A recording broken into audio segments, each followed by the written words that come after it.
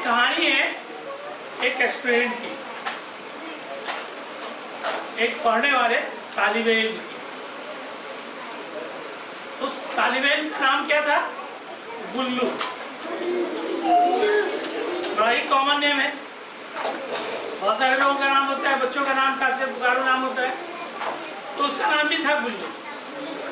लेकिन उसके साथ प्रॉब्लम ये थी कि वो गरीब घर का था। बच्चा कैसा था? गरीब घर का था।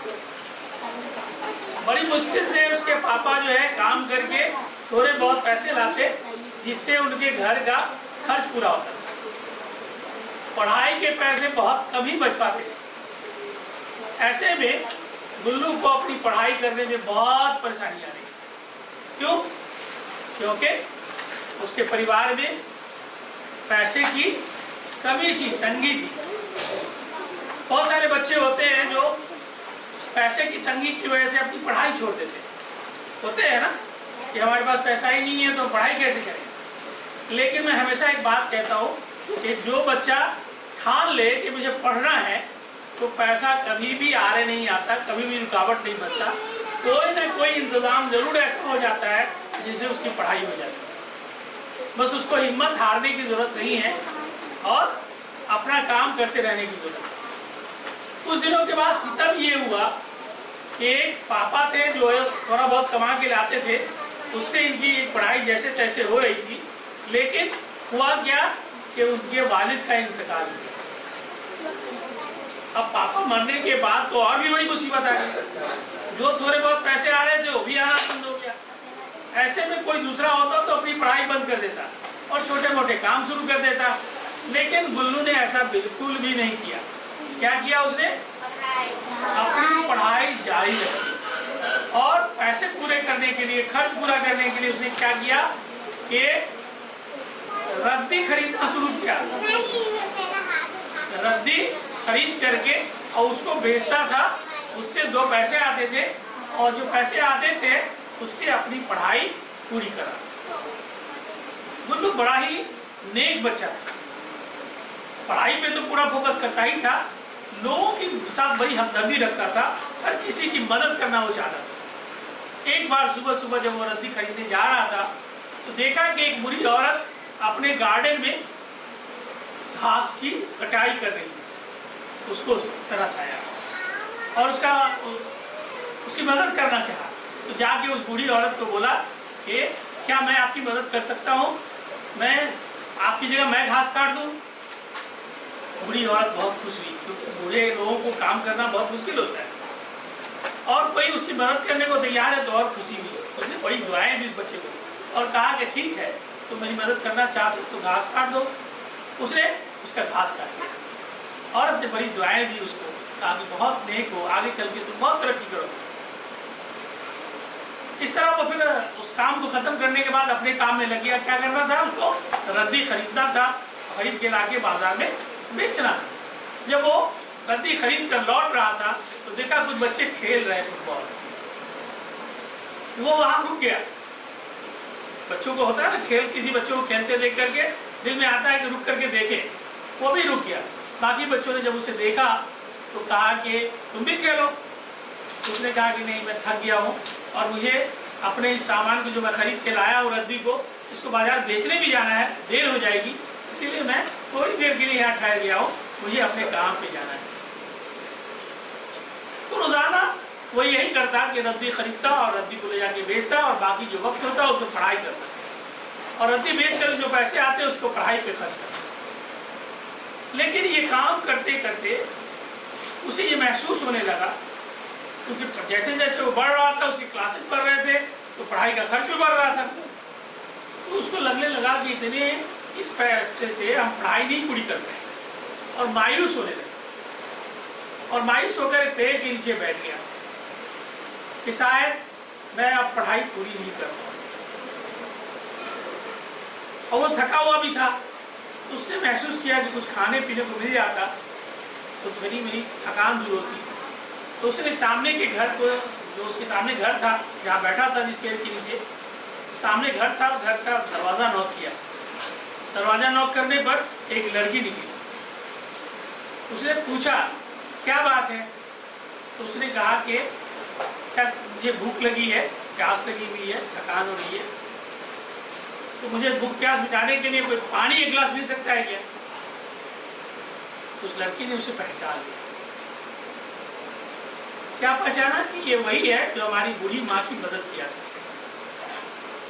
और उसने कहा कि ठीक है, तुम थके हुए भी लग रहे हो तो तुम अंदर आ जाओ और थोड़ी देर बैठ के आराम कर लो ताकि तुम्हारी थकान कम हो जाए। और जब वो अंदर आकर बैठा तो उसने कहा कि तुम बैठो, मैं तुम्हारे लिए अभी मैं आती हूँ अंदर से कुछ लेकर। और अंदर से उसने क्या लाया? एक गिलास दूध।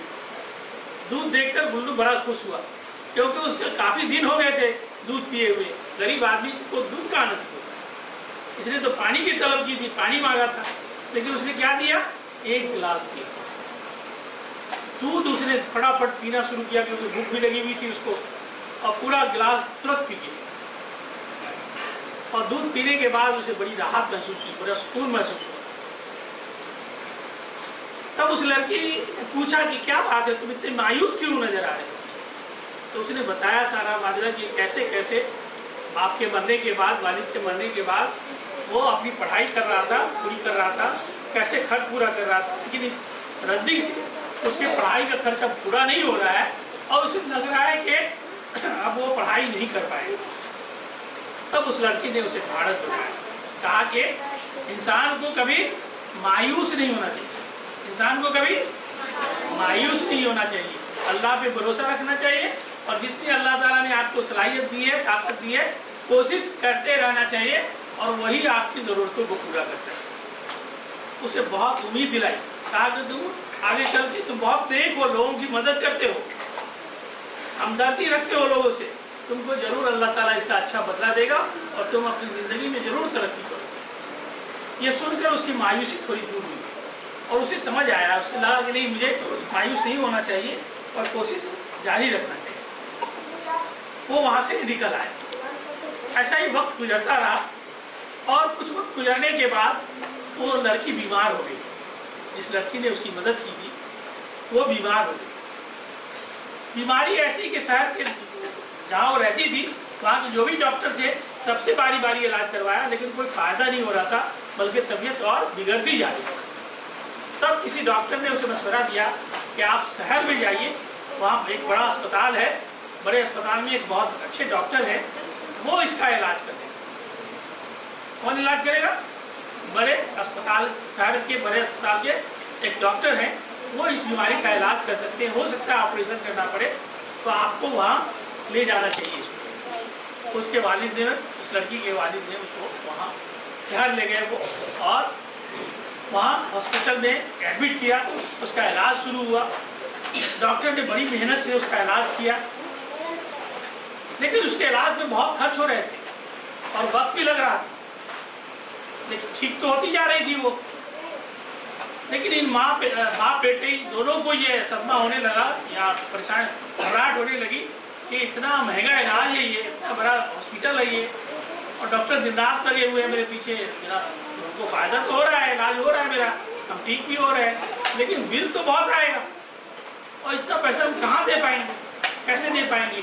इसी परेशानी में बाप बेटी दोनों लगे हुए। तभी वहाँ नर्स आई और उसने बिल दिया, पेपर दिया और कहा कि आपका इलाज मुकम्मल हो गया है, अब आप पूरी तरह से ठीक है, आप घर जा सकते हैं। तो उसने कहा कि भाई घर तो हम जा सकते हैं, लेकिन बिल देंगे तभी तो घर जाएंगे, हमारे पास तो इतने पैसे ही नहीं, हम बिल कैसे दें।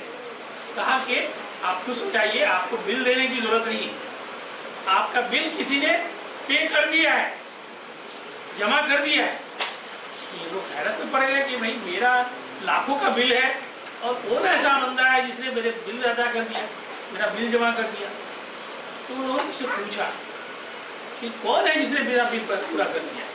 तभी वहाँ वो डॉक्टर आया और उसने बताया कि आप लोगों ने मुझे पहचाना नहीं, मैं वही गुल्लू हूँ जो एक दिन उम्मीद छोड़ चुका था, मैं मायूस हो चुका था, और शायद उस दिन इस लड़की ने मुझे नहीं उम्मीद दिलाई होती, ये नहीं बताया होता कि मायूस नहीं होना चाहिए और इंसान को कोशिश करते रहना चाहिए, अल्लाह को भरोसा रखना चाहिए, तो शायद मैं डॉक्टर नहीं बन पाता। तो इसके उम्मीद दिलाने से ही मेरे अंदर उम्मीद पैदा हुई और मैंने कोशिश करके ये ओहदा हासिल किया है कि डॉक्टरी की खिदमत हासिल हुई है मुझे। तो इसीलिए इसने जो मुझे उम्मीद दिलाई है, जो नेकी की इसने मेरे साथ, ये मुझे भूख लगी थी तो इसने एक गिलास दूध दिया, मैं मायूस था तो इसने मायूसी दूर की, मुझे उम्मीद दिलाया। इसीलिए मुझे मेरा फर्ज बनता है कि मैं इसकी मदद करूँ। नेकी का बदला हमेशा नेकी से किया जाता है। तो कोई अगर आपके साथ नेकी करे तो आप भी नेकी करके उसका बदला चुकाने की कोशिश कीजिए। कैसे? जैसे उस लड़की ने नेकी किसके साथ किया? उस लड़के के साथ, गुल्लू ने के साथ। और गुल्लू जब पढ़ लिख करके बड़ा हो गया, डॉक्टर बन गया, तो उसने भी उस नेकी का बदला क्या किया? उसका बिल इलाज करके और बेहतर इलाज करके और बिल अदा करके पूरा कर दिया। तो आज की कहानी से क्या सबक मिलता है हम लोग को? हमें उम्मीद नहीं छोड़नी चाहिए, हमेशा अल्लाह पे भरोसा रखना चाहिए और कोशिश करना चाहिए और नेकी करना चाहिए। नेकी का बदला एक दिन जरूर मिलता है। मिलता है कि नहीं मिलता है? नेकी का बदला, नेकी का बदला जरूर मिलता है। बोलिए। तो आज की कहानी खत्म।